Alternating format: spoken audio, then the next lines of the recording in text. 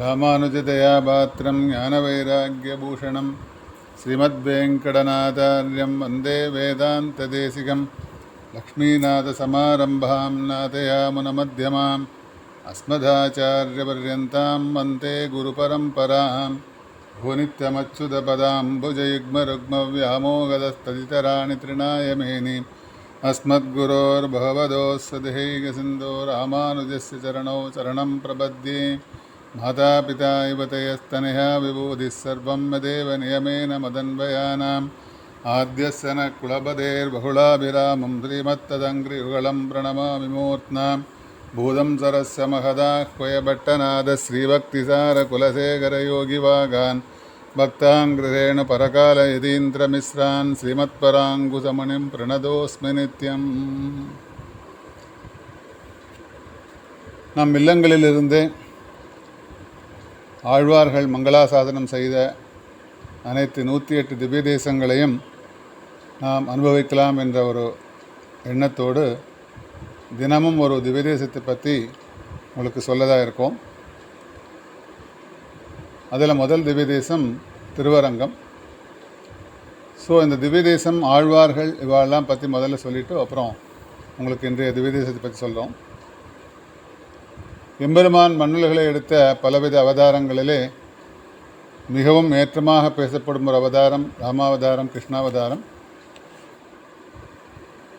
எம்பெருமான் தன்னுடைய பெருமைகளை மண்ணுலகளை எடுத்து சொல்வதற்காக தன்னுடைய ஆபரணங்கள், ஆயுதங்கள் இவைகளை மண்ணிலே பிறக்கச் செய்து அவர்கள் மூலமாக தன்னுடைய பெருமைகளை எடுத்து சொல்கின்றான்.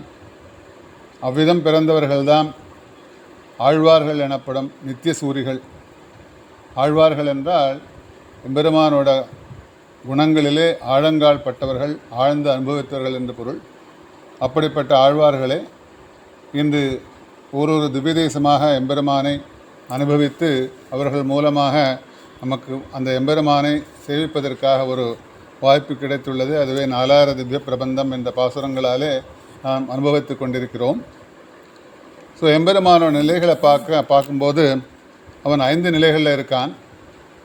முதல்ல பரம் என்றால் வாசுதேவனால் லக்ஷ்மி வசிஷ்டனாய் அனந்தகருட விஸ்வக்ஷேனாதிபதியாய் சதாபசந்தி சூரையா என்று வீற்றிருக்கின்றான். அது நிலை பரம். கிரந்தம் வேத கோஷந்தான் கேட்குவாங்க. அங்கே தன்னை மாதிரி எல்லாரையும் ஆக்கிவிடுகிறான் எம்பெருமான் பரம் என்றால். அடுத்தது வியூகம். வாசுதேவன், சங்கர்ஷணன், பிரத்யும்னன் என்று தன்னையே 4 விதமாக பிரித்து கொண்டு திருப்பார்கடலிலே கண் வளர்கின்றான். இது யோக நித்ரை. நம்ம மாதிரி தூங்குறவன் இல்லை. அவன் தூங்குவதனாக பாசாங்க செய்கிறான். தூங்குற மாதிரி இருக்கான் அவன். ஏன்னா ஜெகத் ரட்சகார சிந்தையவன். லோகத்தை எப்படி ரட்சிக்கணும் என்று சிந்தையில் இருக்கின்றான். அப்படி எல்லாரும் பார்த்தா தேவர்கள்லாம் எப்போதும் அவர்களுக்கு ஏதாவது குறைகள் வந்தால் எம்பெருமானிடம் சென்று கூக்குரல் இடமிடம் அந்த திருப்பார்கடல். அது யூகம் என்பது பொருள். அடுத்தது விபவம். மத்ய கூர்மா வாமன அவதாரங்களாக சிங்கமாய், நரசிங்கமாய், கிருஷ்ணனாய், ராமனாய் மண்ணுலகில் தோன்றினானோ அது விபவாவதாரம். அப்புறம் அந்தர்யாமி. ஒவ்வொருத்தர் ஹிருதயத்திலும் கட்டவிரல் பிரமாணம் வாழ்கின்றான் பகவான், அங்குஷ்ட மாத்திரா என்று. அப்படி ஜீவராசிகள் ஒவ்வொரு பிரம்மதேவன் படைத்த ஒவ்வொரு ஜீவராசிகள் அனைவர் ஹிருதயத்திலும் வாழ்கின்றான்.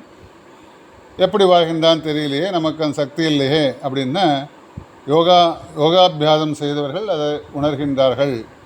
நம்மாழ்வார் என்ன சொல்கிறாருன்னா, கண்கள் சிவந்து பெரியவாய், வாயும் சிவந்து நான் உன்னை பார்த்தேன். ஒரு கட்டவில் பிரமாணம் பார்த்தேன்.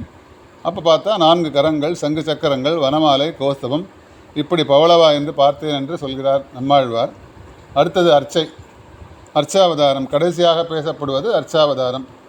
கோவில்களிலே பிரதிஷ்டை செய்து இருக்கிறார்கள் இல்லையா, அந்த மூர்த்தி தான் அர்ச்சாவதார மூர்த்தி. நம்முடைய இஷ்ட தேவதைகள் எதுவாக இருந்தாலும் சரி. வீட்டில் இருக்கும் சாலக்கிராம மூர்த்தி கூட அர்ச்சாவதாரம் தான். பல விதங்களில் ஸ்வயம் வெக்தம், தானே தோன்றியவை. ஸ்ரீரங்கத்தில் இருக்கிறது திருவேங்கடம், ஸ்ரீமுஷ்ணம் போன்றவை தானே தோன்றியவைகள். இப்படி தெய்வதம்னா தேவர்களால் பிரதிஷ்டை செய்யப்பட்டது. பார்த்தா அது குருவாயு இவர்களால் பிரதிஷ்டை செய்யப்பட்டது. அப்புறம் ஆருஷம் ரிஷிகளாலே பிரதிஷ்டை செய்யப்பட்டது. மானுஷம் மானின்களாலே பிரதிஷ்டை செய்யப்பட்டது. பெருக்காற்றிலே இருக்கும் மடுப்போல என்கிறார்கள். அப்படி விசேஷமாக இந்த விபவங்கள்லாம் அடுத்து பார்த்தா நமக்கு இருக்கக்கூடியது அர்ச்சாவதாரம். அர்ச்சாவதாரத்தில் விக்கிரகங்கள் மூலமாக நாம் பிரதிஷ்டை செய்து அனுபவித்து கொண்டிருக்கிறோம். இப்பொழுது மண்ணுலகளே நமக்கு சாத்தியம் எதுவென்றால் அர்ச்சாவதாரம் தான். அர்ச்சாவதாரத்திலே நாம் எம்பெருமானை சேவிக்க முடியும். அந்த வகையிலே ஆழ்வார்கள் எல்லாரும் ஒவ்வொரு திவ்யதேசமாக சென்று, திருமங்கை ஆழ்வார் ஒரு திவ்யதேசமாக சென்று எம்பெருமானை அனுபவிக்கிறார். ஆழ்வார்களிலே 12 ஆழ்வார்களே 11 ஆழ்வார்கள் வந்து எம்பெருமானை மங்களாசாசனம் செய்தார். அந்த திவ்யதேசம் கேட்டால் ஸ்ரீரங்கம்.